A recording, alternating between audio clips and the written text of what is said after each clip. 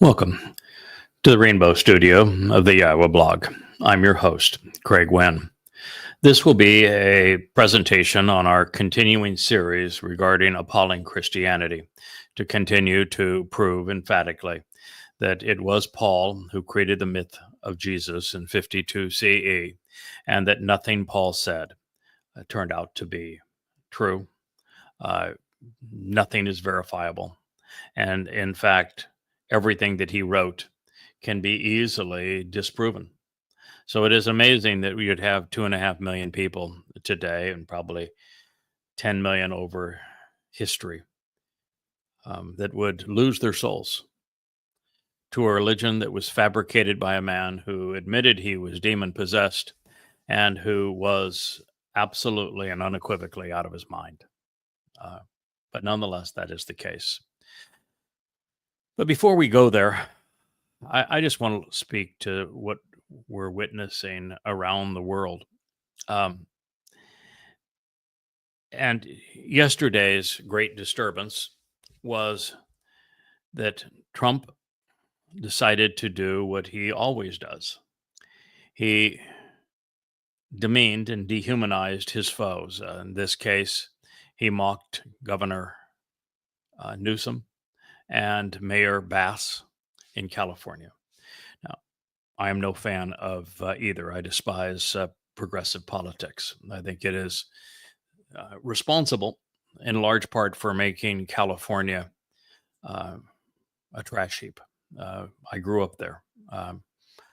I went to school at the University of Southern California, right downtown Los Angeles. My first business had offices right downtown Los Angeles. My second, I had a 500,000 square foot manufacturing and distribution facility right next to the harbor in Los Angeles County.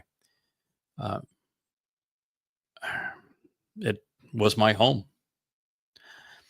And I left it because it became too uncivilized. The liberal government in California created an atmosphere where riots were commonplace, and it wasn't safe to be there anymore.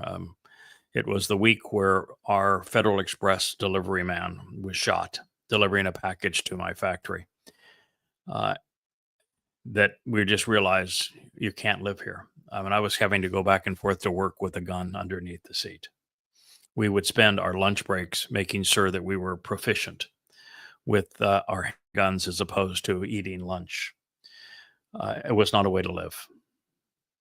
And it's why I left California and I moved to the East Coast and built a company I took public there in Charlottesville.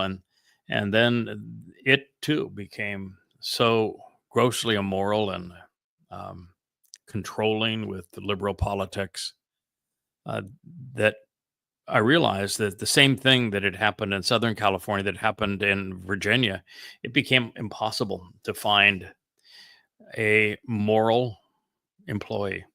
I wouldn't say impossible. I'd say with my first business, it was 8 out of 10 that were moral, that you could trust. And with the second business, it was about 50-50.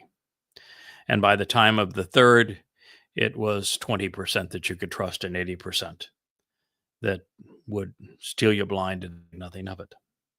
It's just the degradation of American morality and judgment.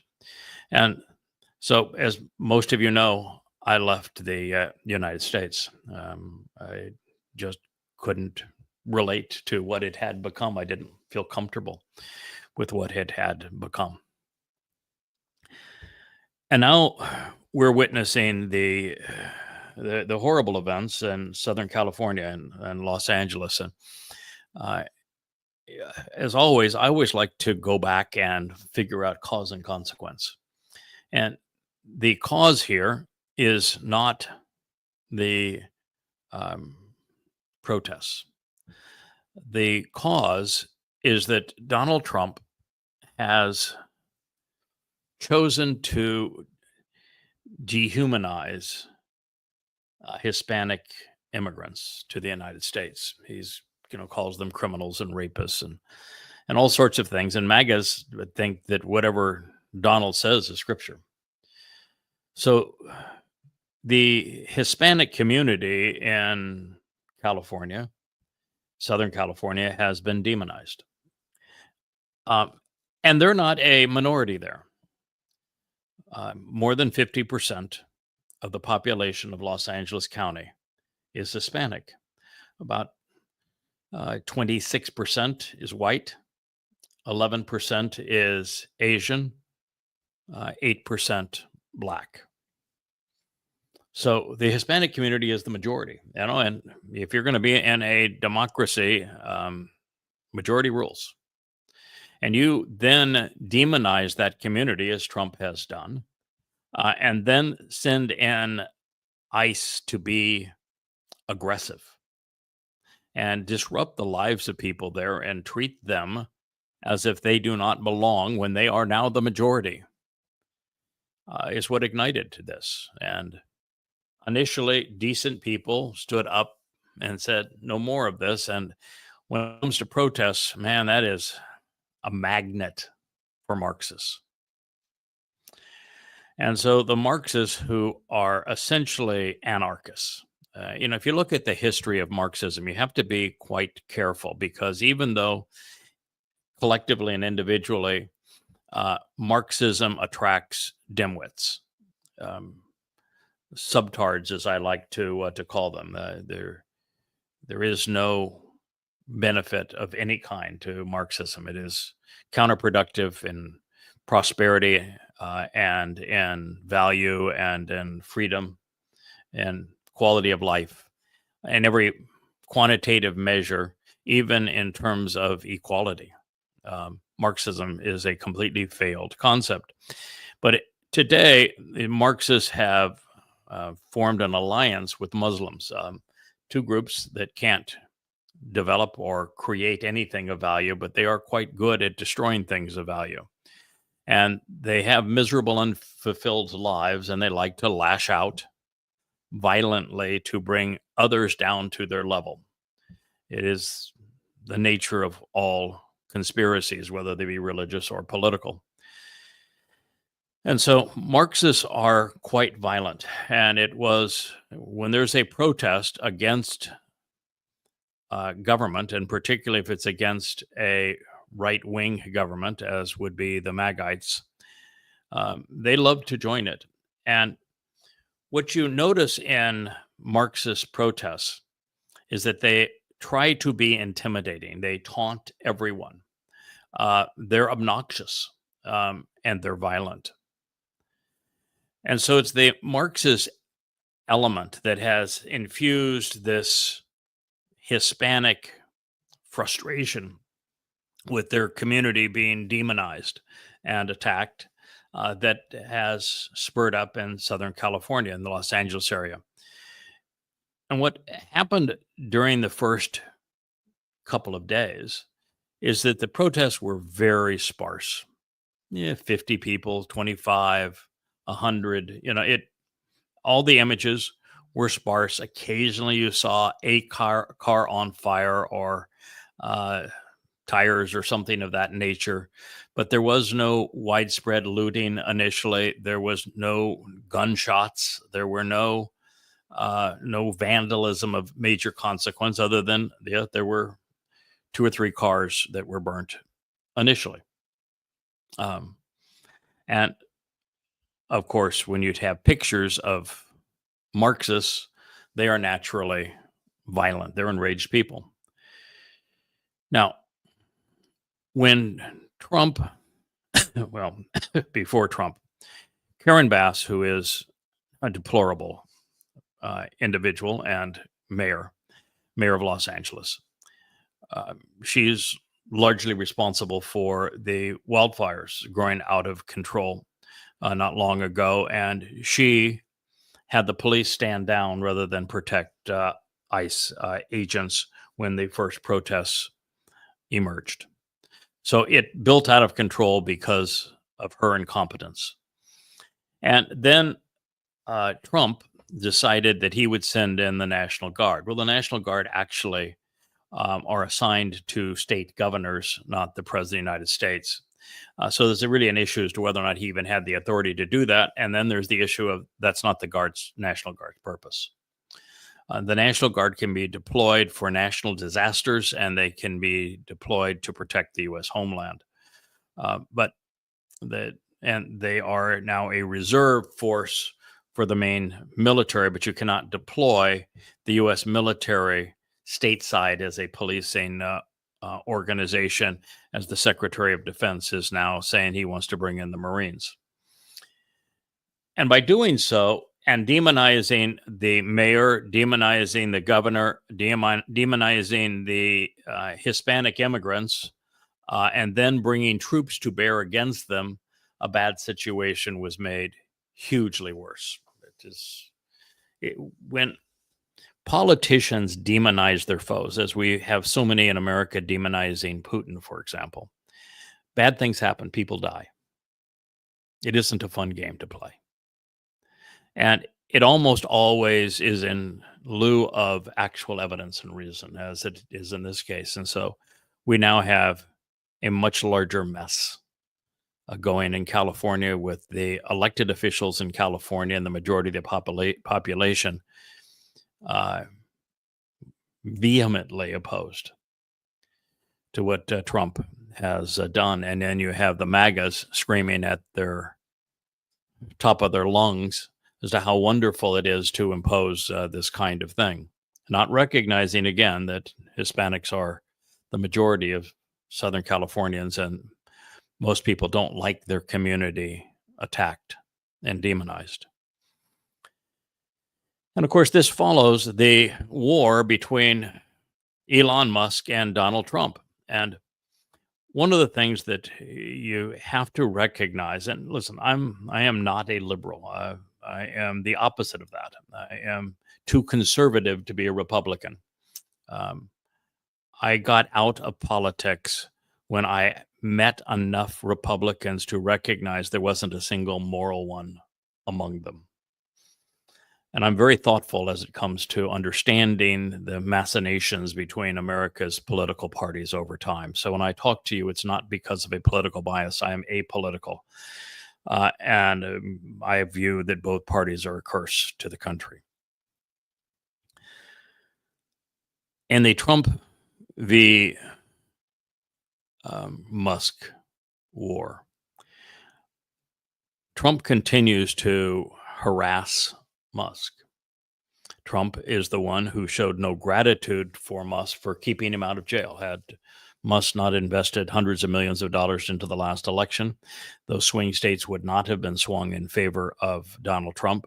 Donald Trump didn't win them in the sense of he appealed to the swing voters. It was that the Cackles and Company and their mainstream media outlets promoting them were so viciously hostile, so demeaning, that it pushed the undecided into Trump's camp. And that was largely achieved by the hundreds of millions that Elon Musk invested. And had he not done that, Trump would be in jail today. He is a convicted felon. He would have been in jail, not the White House. And yet, Trump didn't like sharing the spotlight with Musk. Trump does not play well with others. And it is likely that he did try to force him out. And it is likely that Elon said, this isn't worth it. I'm accomplishing nothing. And once that began, Trump viciously attacked Musk. And Musk, for the most part, was simply responding. But it got to be vicious.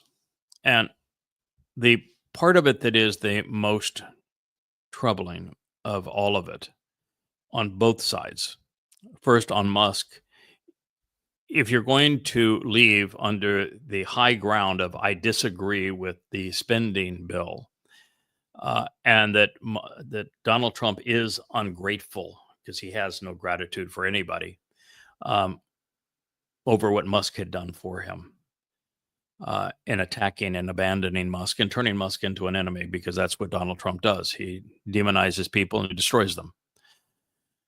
You cannot leave this White House alive. You can never leave Trump's crew alive. No one has ever been better at being destructive. So the thing that Elon Musk should not have done is to say the great bombshell is Trump in the Epstein files. No, I've seen picture after picture of Trump with Epstein and surrounded by scantily clad girls. And from people who have been at the forefront of the investigation of Epstein from the very beginning, they say there's more than a dozen pictures of Trump with topless underage women alongside Epstein, a dozen or so pictures like that. So it is likely that, well, it is certain that Trump has lied about his relationship with Epstein, and he had a long-standing relationship with Epstein, and they partied together with young girls. That's certain. There's just no the photographic evidence of that is overwhelming. Whether or not he's involved, and can be shown that that some of the women who he was around in a sexual situation were underage, I don't know, although those who know the case best have said that was the case. But that is not the way to go after Donald Trump. And you can't make a claim like that unless you can prove it. And so that was foolish of Elon. And you wonder, are the drugs that he's taking to moderate his Asperger's having a negative effect on his judgment? Because that was really a poor choice. Everything else he said was legit. But we've had, since that time, Trump actually threatened Musk by saying that if he makes donations to the Democrats, that he'd destroy him. That is completely inappropriate. Somebody in a position of power that says you can't make a donation to a political party without facing severe consequences ought to be put in jail. He has gone as far as to say that Elon is out of his mind. He's crazy. He's sick. This is grossly inappropriate conduct for a president of the United States. So I'm concerned. And I'm also concerned that because Trump is so deadly, destructive, that we haven't heard from Elon Musk in days. He went dark. I'm concerned for my country in this regard. Now I want to turn to a slightly bigger picture. And we have three catastrophes in the world right now. One is the proxy war that America started. It was really all the way back to Zbigniew Brzezinski and Jimmy Carter, when the original concept was launched to use Eastern Europe and the Ukraine against Russia, and then promoted through the Bush presidency, through Clinton, Obama, through Trump, and through Biden, and now Trump again. America is so prone to indoctrination and so prone to this tactic of the boogie, like Saddam Hussein was forecast and Muammar Gaddafi is the boogeyman. So allowing the CIA or the U.S. military to do what we do, which is to overturn governments, the United States does, seemed just natural to us because he was a bad guy. Okay, so he was a bad guy. Tell me a world leader that's not a bad guy. I've got all day. There are none. And the CIA has overturned governments in probably 100, maybe 200 countries, and started wars in scores of countries. And the fact is that replacing Saddam Hussein was counterproductive, just as it was counterproductive to replace Muammar Gaddafi. What we ended up with was far worse than where we began. The same thing is true with Assad. all three horrible dictators. In all three situations, the United States was the primary responsible party, and the results worse than what previously existed. So here we have these three issues, and none of them are resolvable anymore.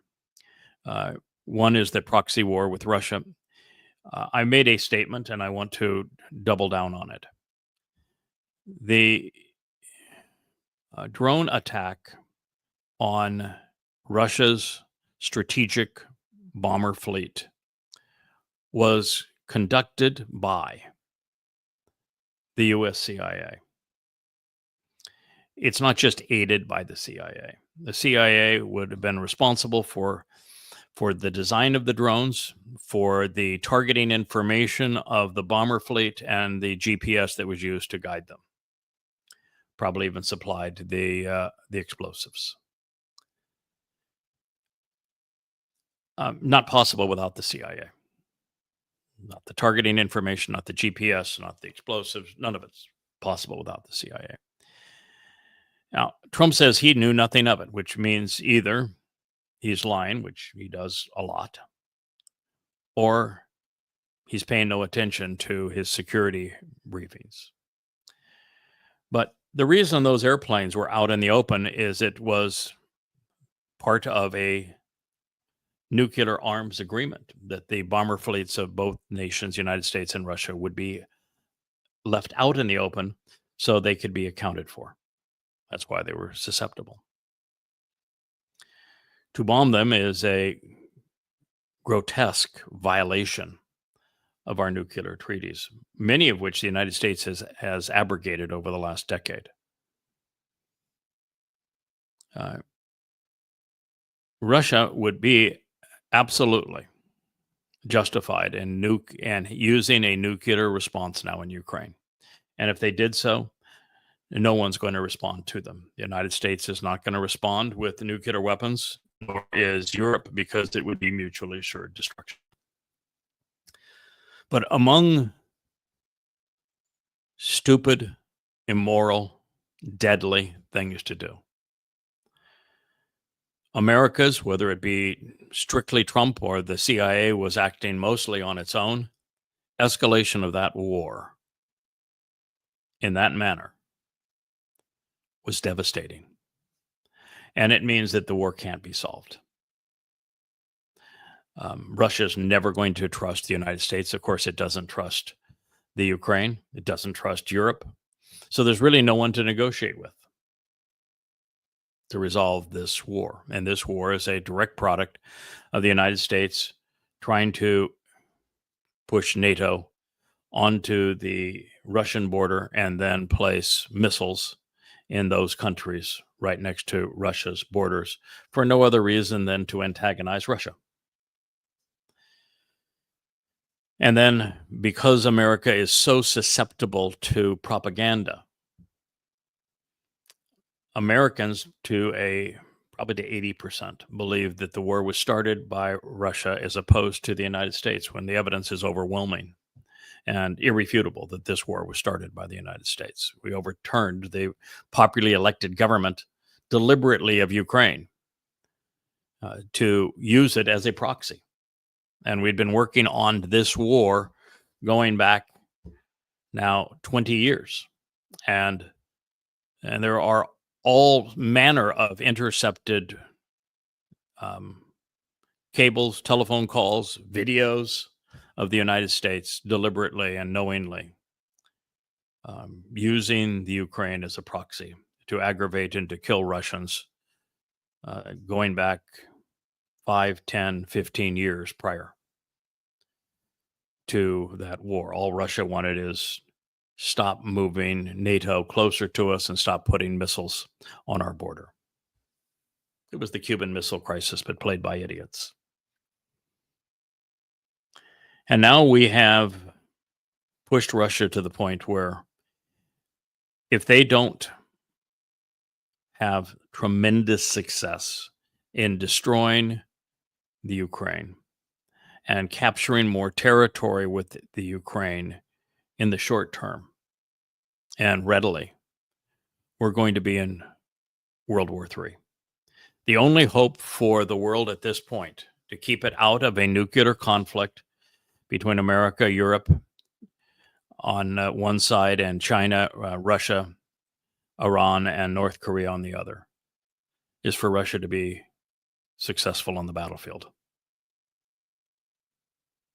Because if they're not, their response, and they have been given every justification now for doing so, will be nuclear. Now, when you put yourself in a position like that, it's insane. There is no way to win and only horrific ways to lose. And 2 million lives have been lost as a result of America's grotesque immorality.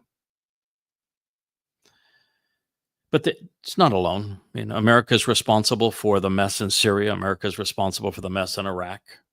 America's responsible for the mess in Somalia and in the Sudan. Millions of people have died. America's responsible for the mess now in Libya. The second place I want to turn to is Iran. When America decided to sanction Russia for the war that it started against Russia, it put Russia and China and Iran and North Korea together. That was stupid.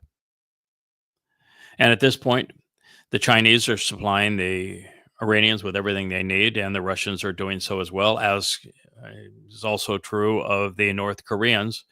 And so we know that the Iranians now have enriched sufficient uranium-235 to 90% fissile purity for 30 bombs. You would have said 15 if it weren't for the fact that we've also discovered that the Iranians have a tritium factory, and the tritium enables greater yield from a lesser amount of uranium to make bombs far more potent.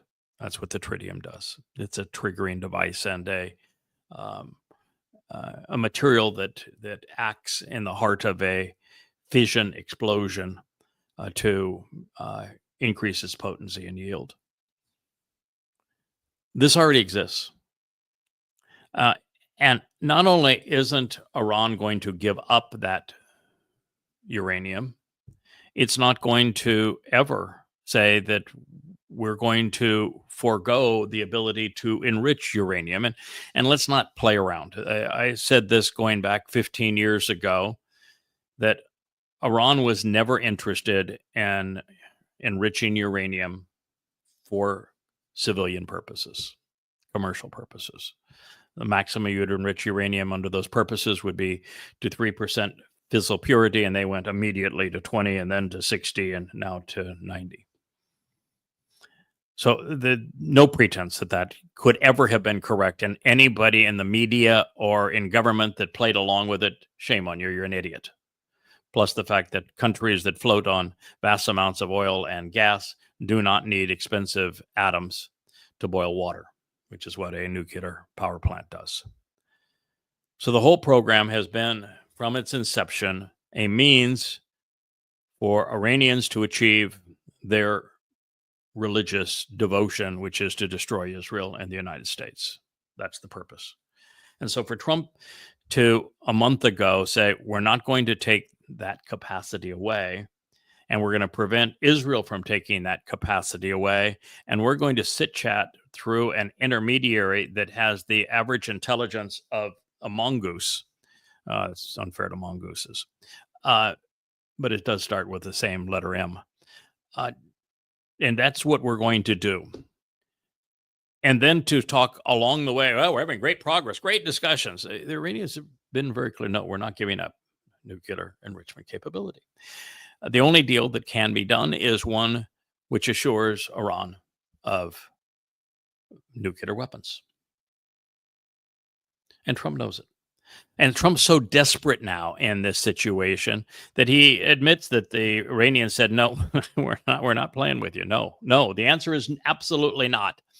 And so then he, rather than bomb them, which is what he said he was going to do, he said, okay, more sanctions. What good did that do? Trump has unleashed Qatar, which is the means that the Iranians have used all along to sell their oil and gas on international markets through shell companies. And Trump is now owned and operated by Qatar. So sanctions are a waste of time. It's like the sanctions on Russia. You should look at videos of Russian cities and the prosperity.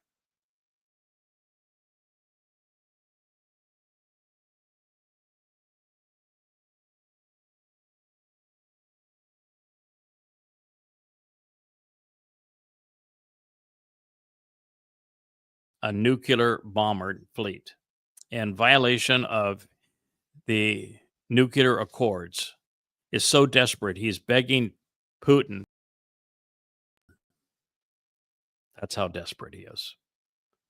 There is no solution. There's no solution now in the Ukraine Russian war, and there's no chance it does anything other than kills millions more people or turns nuclear. Those are the only two options.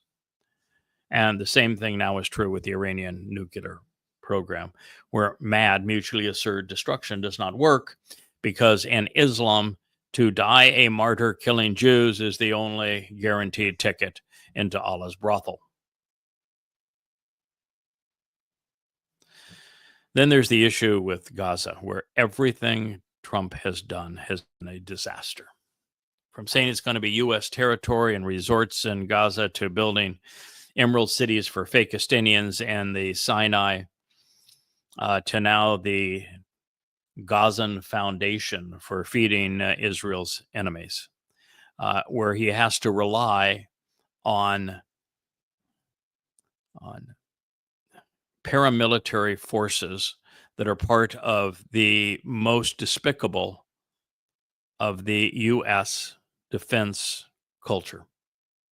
And a buddy that helped Trump win the his first election, the one against Hillary Clinton, where Thiel of Planeteer was the Elon Musk of that election.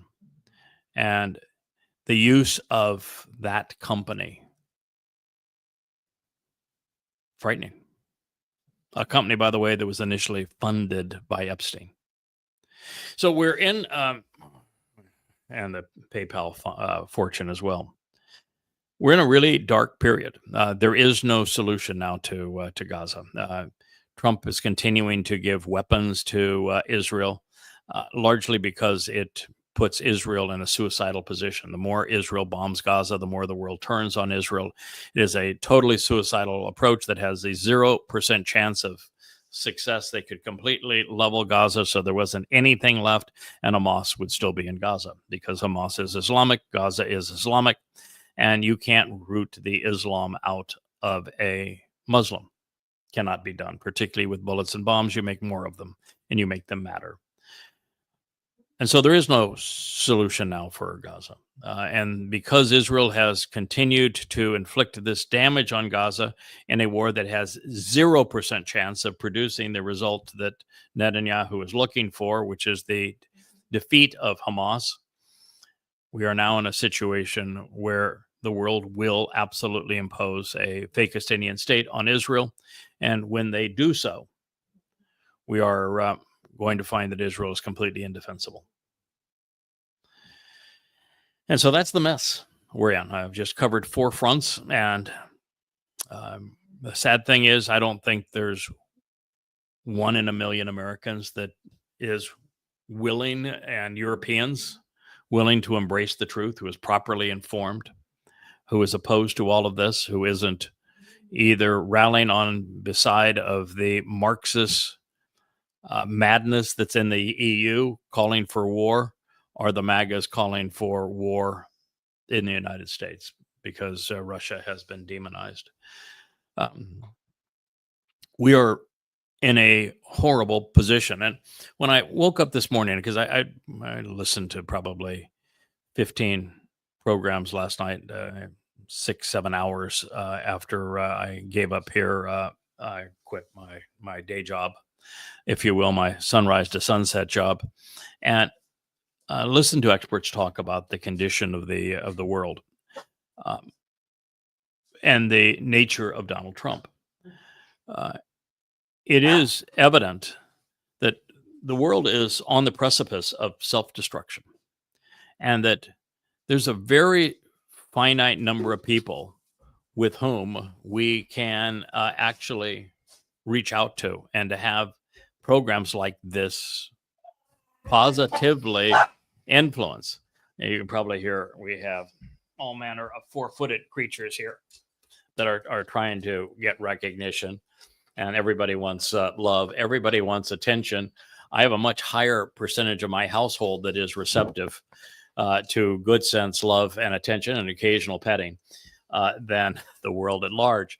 But what I came to the kind of a realization as I woke up this morning is that the reason that Yahweh is willing to go all in with the likes of his Choder at this time and those supporting him is because the bar is exceedingly low. Yahweh is fully aware that we are going to appeal to a very small number of people, because we're not going to appeal to any Marxist. We're not going to appeal to any MAGA. We are not going to appeal to any conspiratorialist, any overtly religious individual, as a Christian or as a Muslim or as a Hindu. It's just not going to happen.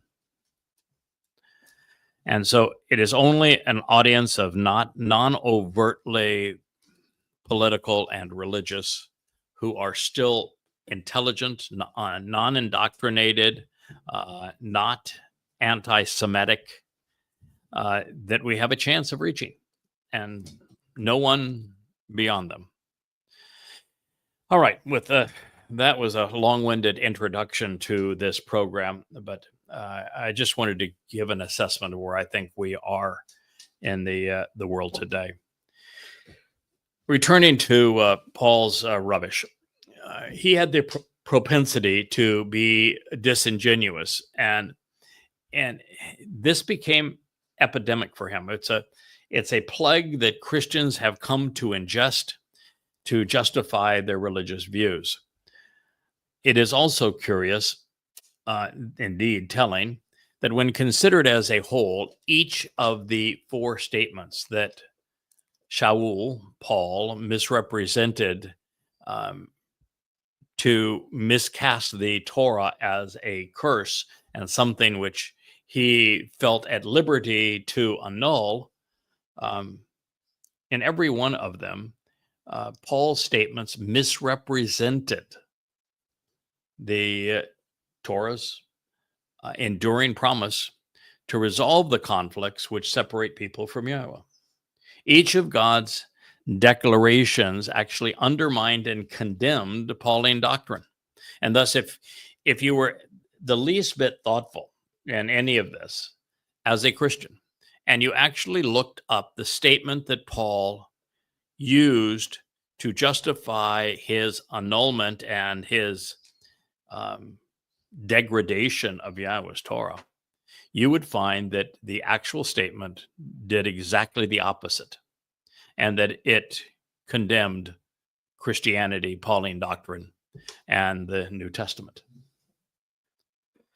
What that means, of course, is that throughout the ages, there hasn't been a single thoughtful theologian. That means that throughout the ages, there haven't been any thoughtful Christians. They simply believe, but they do not think. I had a guy today. He had this video of showing his Jesus and a burning cross, and the Christian depiction of the great Jesus, and then with even more visuals of Satan. And I saw this video. It's just repulsive. And I said, your God and the devil and your devil, they're one. They're one and the same. And he wrote me back, how dare you have the arrogance to tell me who my God is and who my devil is? And I said, excuse me, you told me, you presented the video. I watched it, and I gave you an answer based upon what you presented. And oh, by the way, if you think that I'm being presumptuous and claiming that your God and your devil are one and the same, then read the 5 volumes of Twistianity and see if you can argue against any one of the claims that I make therein. And then, of course, there was another a woman, her name was Cherry. And Cherry says, only the ungodly would make that kind of a claim. Okay, Cherry. So much for evidence and reason, huh, Wookie? Yeah, I was there. I was there when you wrote those things, Dad. Yeah, I was. All right. So, each of God's declarations, in actuality, undermined and condemned every claim that Paul made and destroyed the credibility of his religion in the process. And if you don't know that, shame on you. Now, this means that Apollos had no respect for his audience. He played Christians for fools because he believed they would be easy to fool, and nothing has changed. So, I'm in an interesting position. I have proven beyond any doubt that Paul created Jesus in 52 CE, and that the character known as Jesus never existed. I have proven beyond any doubt that the Jesus figure is a direct ripoff, identity theft of Dode, the actual Messiah, Son of God, returning King and our Savior. And I have shown beyond any doubt that every citation of the Torah, prophets, and Psalms in the Christian New Testament is misappropriated and mistranslated. And when it is examined in context and properly rendered, it says the opposite of what is presented in the Christian New Testament, meaning that the Christian New Testament is complete fraud. And I've done also the historical analysis of how the Christian New Testament was cobbled together and what was added when and by whom. So I know this not as a matter of belief, but of comprehension and understanding. I have studied the information that is available to us, and I have presented it with absolute certainty so that we know that Christianity is a fraud. Now, once you come to know that, what is your responsibility as a person? Do you allow, in this case, there's two scenarios. Do you allow someone to continue to believe something that you know is untrue when you know it'll cost them their soul? That's one statement. Do you allow someone who is in your proximity, made known to you, to promote that which you know is untrue, such that others are encouraged to believe or to continue to believe the lie that will rob them of their soul? Now, my answer on the first is no, I don't care what you believe. You choose to believe something that's not true. My only responsibility is to make available proof that it is otherwise, so that if you want to come to your senses, the material is available for you to do so. But as for the person, we have a problem, Rich, with Asher, please, we need to take care of. For the individual who liked promoting the video on X, telling people to put the full armor on of their God, and their God is a complete and utter myth, and a myth that robs people of the benefit of the actual Messiah and Son of God, Dode, and access to the actual God, Yahweh. I think it is my responsibility to counter that and to let others know in that forum that they should not trust this individual, that this individual is absolutely misleading them. Now, the means that Paulos used is to violate all norms of debate and to be irrational, to promote rational fallacies. Now, I do not say this to insult the religious, but to help those who are religious realize that what I'm sharing is true and it's irrefutable. Christianity has been a blight on humanity, and it's been a curse to Jews because it seeks to hide the most important of all truths. And knowing this is essential. The first step to vindication and reconciliation is to know what is false, to disassociate from it, and come to appreciate that which is true. Now, as we were witnessing, Shaul was so confident that his audience would not dare question him, and that he threatened them with all manner of aggressive taunts that his audience to this day picks up. That most people won't dare. He literally flaunted his association with Satan, admitting that he was not only demon possessed, but that he had been goaded into hyperbole by the adversary's emissary. Now, if you're surprised by all of this, I didn't mean to catch you unaware, but it's important that you know that Paul, in his second letter to the Corinthians, admitted that his ego was out of control and that Satan had one of his demons possess Paul. It's the thorn in his side to control him. So you shouldn't be surprised by this. After all, there have been hundreds of sermons pondering the implications of Paul's thorn in the flesh. And yet nary one of Paul's advocates conveys the specific and unabashed answer that Paulos himself scribed in his second of two letters to Corinth, when he infamously wrote, "Because, indeed, if I might desire or propose to brag, to boast, and to glorify myself, truthfully, honestly, I would not be foolish or imprudent." Okay, so what he said so far, just in case I might want to brag, then I am so great that it wouldn't be foolish or imprudent for me to brag. Of course, Paul's letters are the most braggadocious, egotistical documents written since, well, they're actually far more egotistical than Muhammad. So perhaps if I might want to brag, which is what he does for a living, then truthfully, I would not be imprudent or foolish to do so. This is sort of like a mirror of the Trumpster. If you were to hold up a mirror, well, you wouldn't have to hold a mirror to the Donald, because he's done that for himself. His lock page, his homepage for his phone, is a picture of himself pointing to himself. Okay, for then, I will say I am presently abstaining from bragging.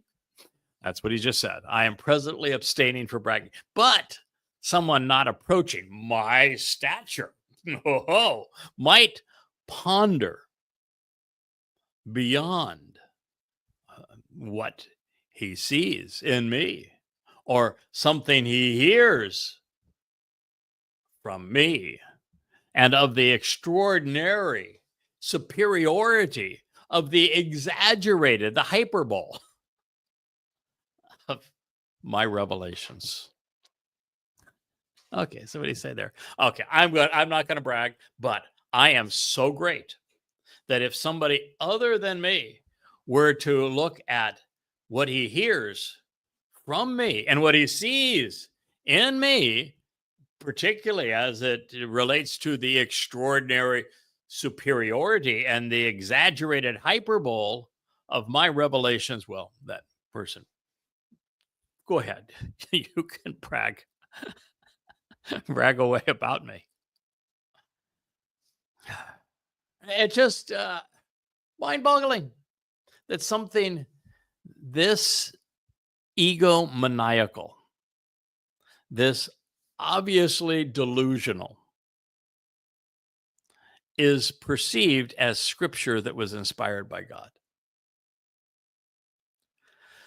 Therefore, in order that I not become overly proud and be lifted up, to keep me from being as egomaniacal as this person who would say that I am just the most extraordinary person on the earth, so that I might not become overly proud and be lifted up.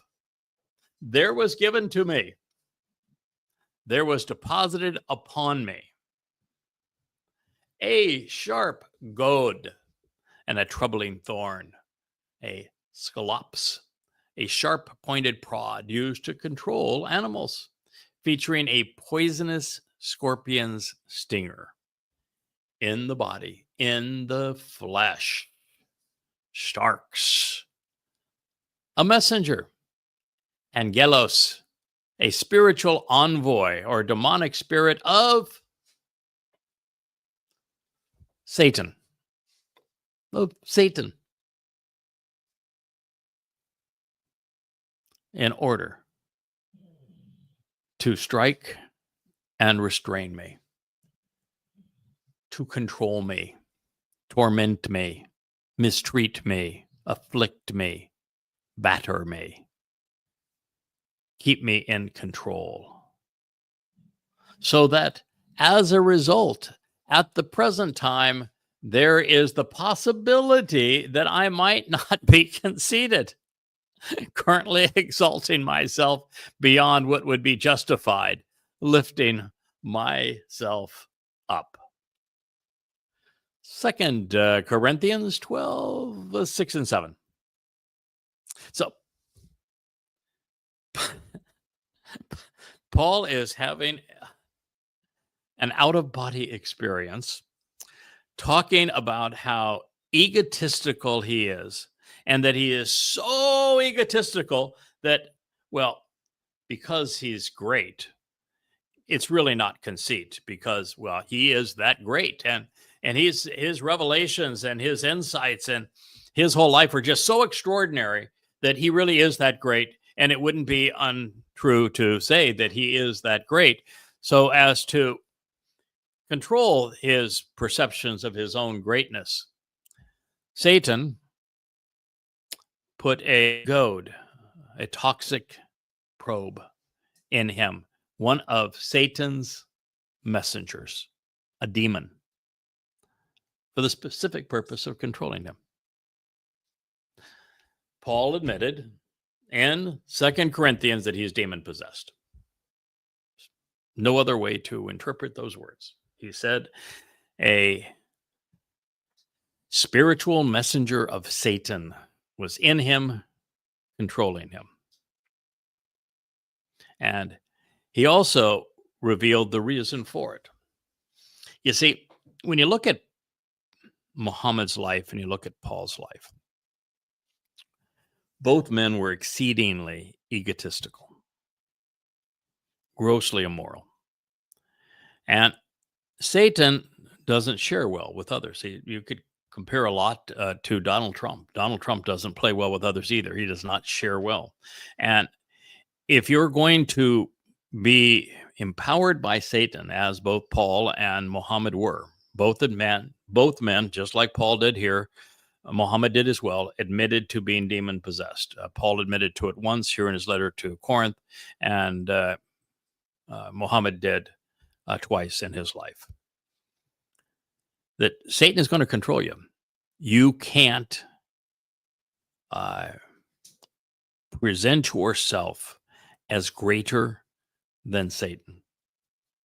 And in Paul's case, Paul had created the myth of Jesus by counterfeiting Dode and therefore depriving the world of their salvation and of knowing the actual Messiah and the Son of God, or that Pesach, Passover, Matzah, and Bikurim were fulfilled.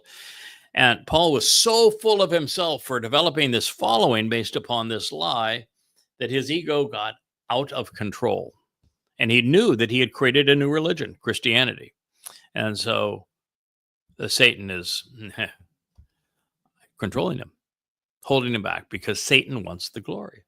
Because the purpose of Christianity, just like Islam, is for Satan to be able to shed the adversary title and to be worshipped as God.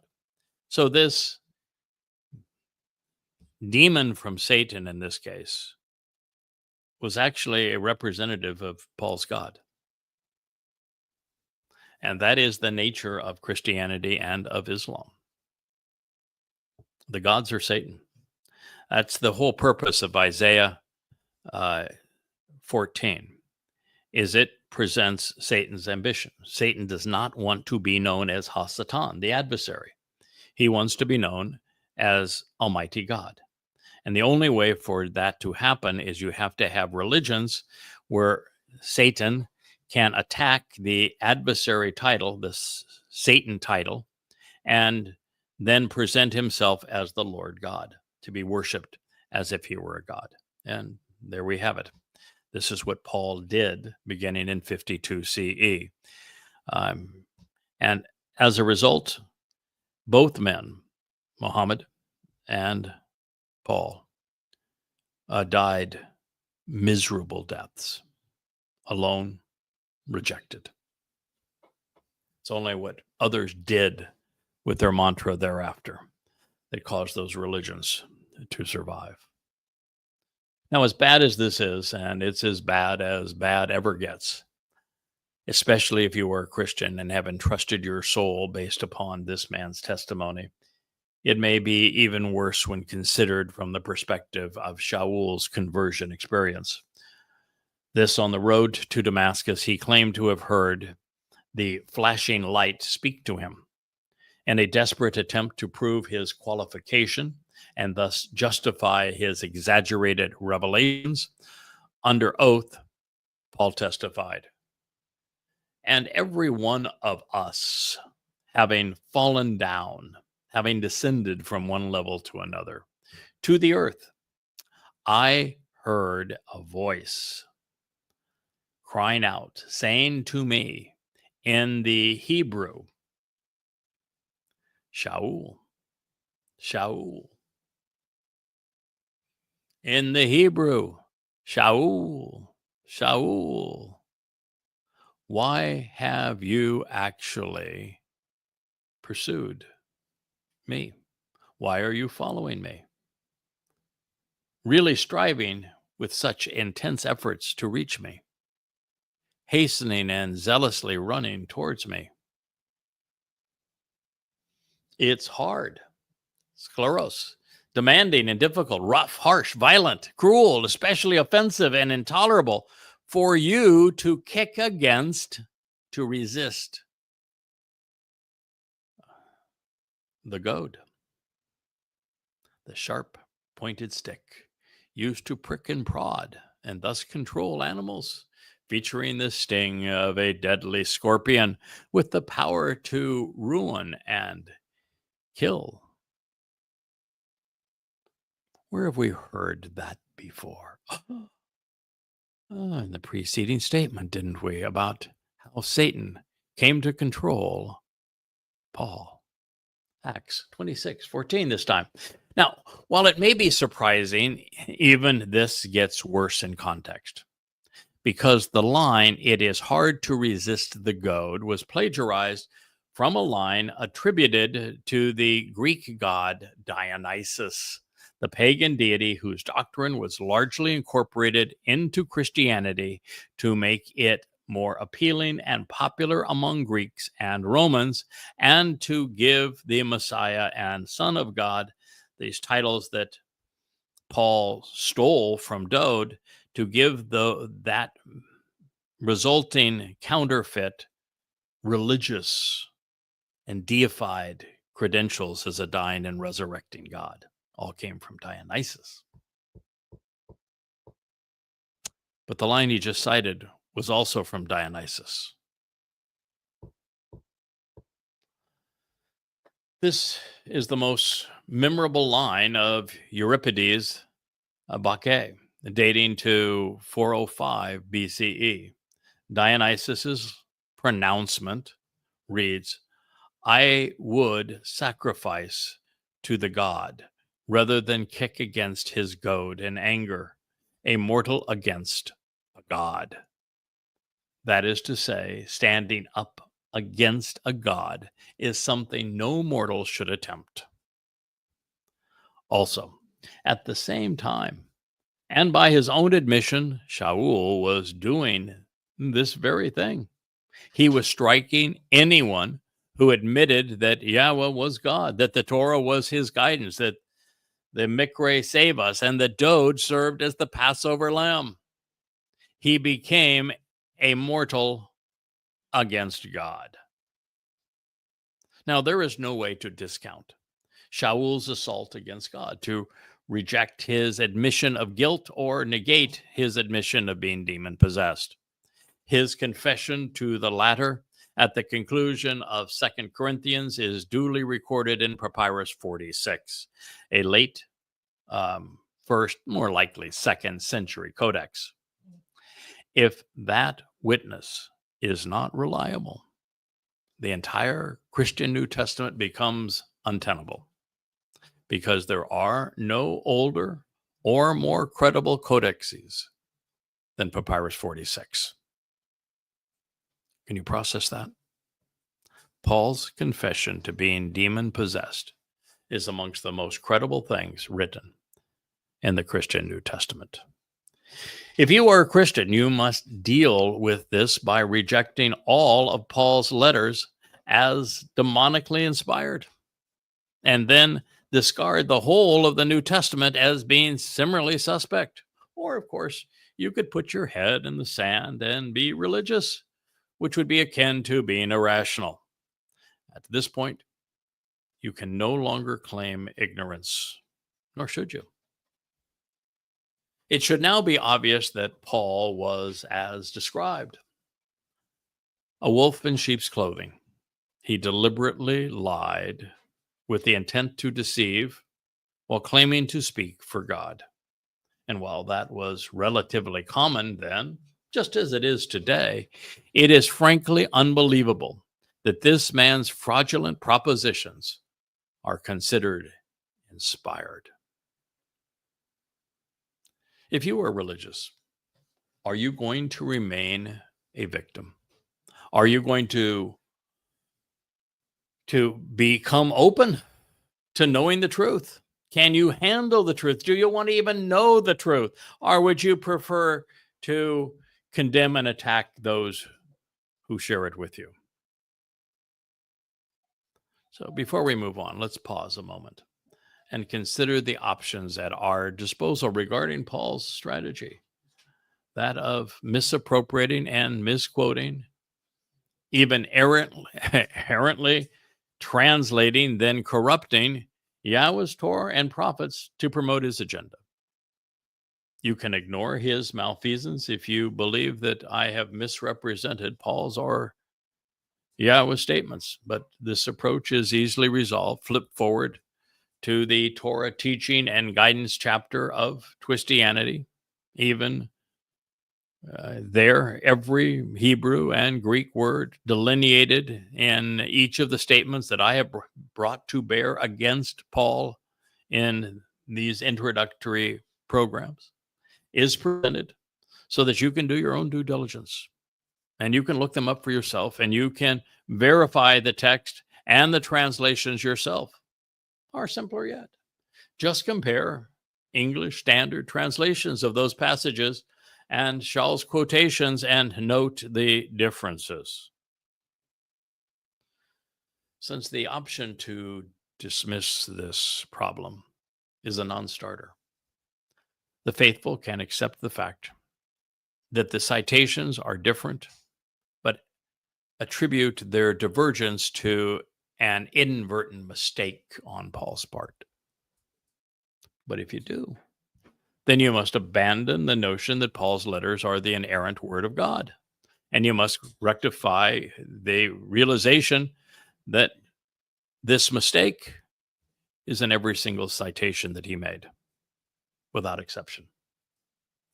At some point, they stop being mistakes and become fraud. And with that realization, the foundation of Christianity, of course, crumbles.